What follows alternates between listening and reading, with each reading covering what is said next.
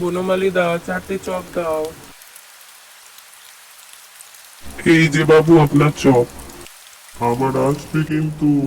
বাপুরাম বাপুরাম সাপুড়ে কোথা যাস বাপুড়ে, আই বাবা দেখে যা, দুটো সাপ রেখে কি যা। গো, চপ নিয়ে এসছি, জমিয়ে মুড়ি মাখো। আচ্ছা বসো, মুড়ি নিয়ে আসছি। কি ভালো খেতে।